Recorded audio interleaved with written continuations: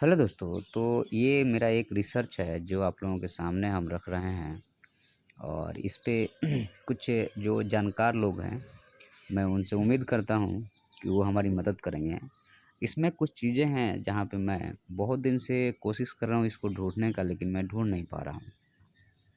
तो अब ये चीज़ें क्या है, इसको थोड़ा-सा हम लोग एक-एक करके चीज़ों को समझते हैं और फिर हम लोग आगे बढ़ेंगे। तो यहाँ पे सबसे पहले मैं आपको एक चीज़ पे आपका ध्यान ले जाना चाहता हूँ कि देखिए, ये हमारे जीवन की शुरुआत है ये, यहाँ हमारा जन्म होता है और यहाँ से आगे बढ़ते-बढ़ते हम लोग यहाँ पे मर जाते हैं। ये पूरे मानव के जीवन का एक कुंडली है मान लीजिए।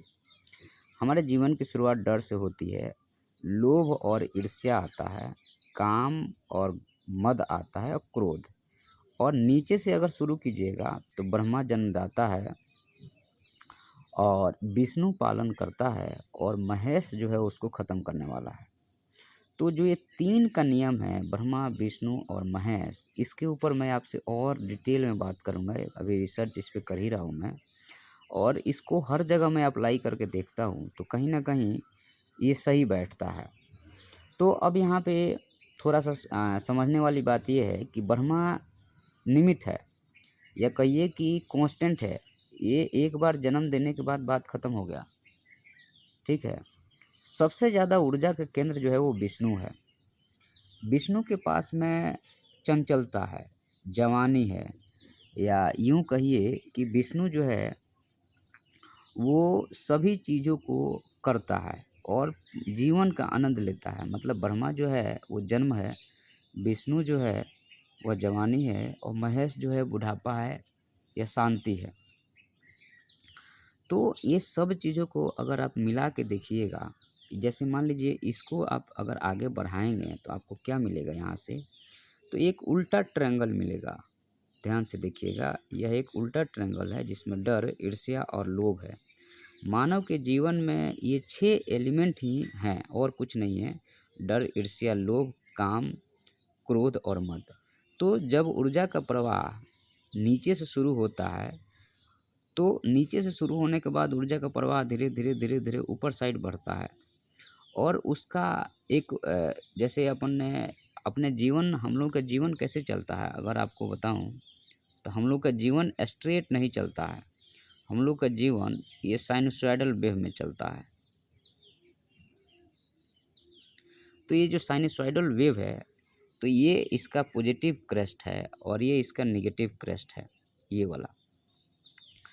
तो जो नेगेटिव क्रेस्ट है वो यहाँ पे आता है और जो पॉजिटिव क्रेस्ट है वो यहाँ पे जाता है और इसको मैं आपको और ज़्यादा थोड़ा-सा इलैबोरेट करने की कोशिश करूँ तो 2 ट्रायंगल बनेगा और ये कुछ ऐसा बनेगा, फिर ये ऊपर जाएगा, फिर ये ऐसा बनेगा। मतलब जो ट्रायंगल है ये आप देखिएगा, ये ट्रायंगल और ये ट्रायंगल के बीच में जो ये वाला एरिया है या ये वाला एरिया है, ये विष्णु का एरिया है और ये ब्रह्मा का एरिया है और ये शंकर का एरिया है। मतलब शंकर और ब्रह्मा क्रिएटर और डिस्ट्रॉयर के रूप में हैं, विष्णु ही सारा जीवन है।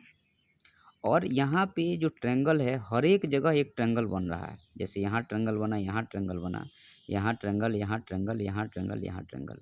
तो ये हमारे धर्मशास्त्र या हमारे जो शास्त्र हैं, क्या ये आँख मूंद के लिख दिए गए हैं या उनको जो समझ में आया उन्होंने लिख दिया है या फिर उन्होंने बहुत सोच समझ के लिखा है?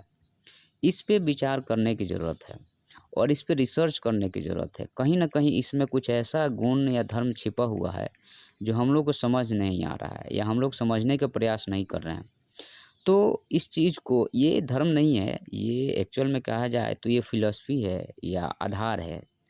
तो अभी इसमें बहुत सारी बातें हैं, मैं हिंदू धर्म को भी सही नहीं मानता हूँ। इसका भी कहीं न कहीं कुछ न कुछ कमियाँ हैं, हर एक धर्म में होती है, इसमें भी है।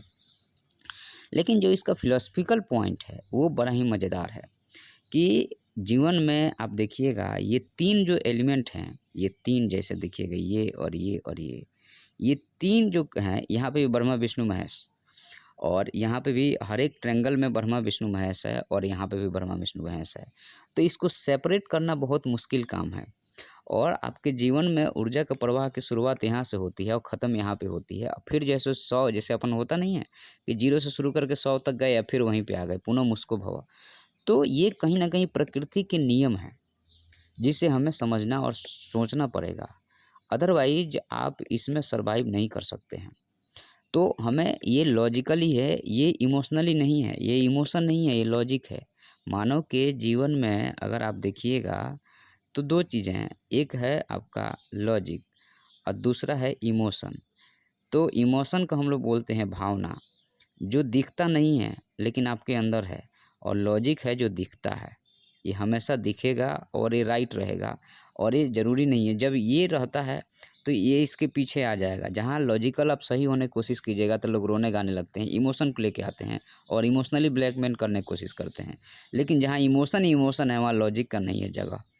तो ये लॉजिक जहाँ रहेगा वहाँ इमोशन आएगा, लेकिन जहाँ इमोशन है वहाँ लॉजिक नहीं है। रिलीजन है वहाँ लॉजिक की बात कोई नहीं करता है, क्योंकि इमोशन है। रिलीजन क्या है, धर्म क्या है, आपका इमोशन है, लॉजिक नहीं है।